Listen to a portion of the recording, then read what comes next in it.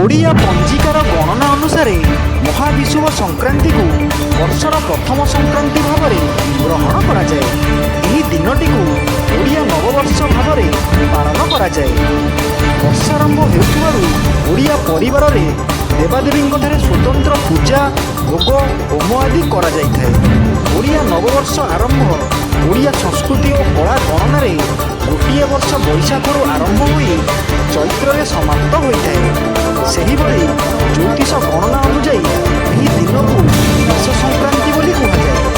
ଆନନ୍ଦପୁର ଅଞ୍ଚଳର ବିଭିନ୍ନ ମନ୍ଦିର ଏବଂ ଠାକୁରାଣୀ ଶାଳମାନଙ୍କରେ ମହାବିଷୁବ ସଂକ୍ରାନ୍ତି ମହାସମାରୋହରେ ପାଳିତ ହୋଇଥିବାର ଦେଖିବାକୁ ମିଳିଛି।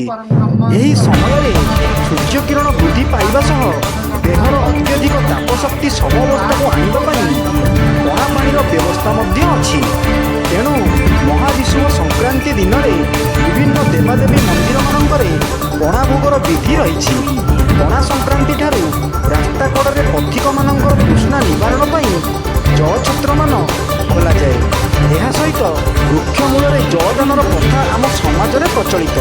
ସେଥିପାଇଁ ହିନ୍ଦୁ ପରିବାରରେ ଚଉରାରେ ପୂଜା ପାଉଥିବା ତୁଳସୀ ବୃକ୍ଷ ଉପରେ ଛାମୁଡ଼ିଆ କରି ଘଡ଼ିରେ ଜଳ ରଖି ତାର ନିମ୍ନ ଅଂଶରେ ସରୁ କଣା କରି ସୂକ୍ଷ୍ମ ଧାରରେ ଜଳଦାନ କରାଯାଇଥାଏ।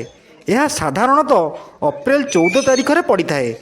ଏହି ଦିନଠାରୁ ବସନ୍ତ ଋତୁର ଶେଷ ଓ ଗ୍ରୀଷ୍ମର ଆରମ୍ଭ ହୋଇଥାଏ।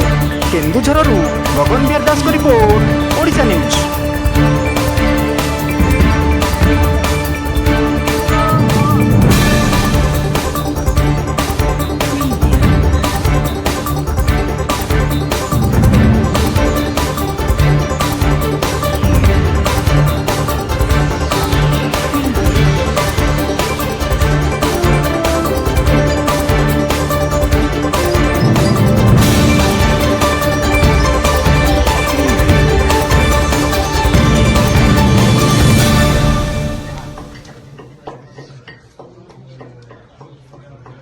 ଆଣିବ ଆଣିବ ନା ଜଣକୁ ଅର୍ଡର ହେଲାଣି ପା।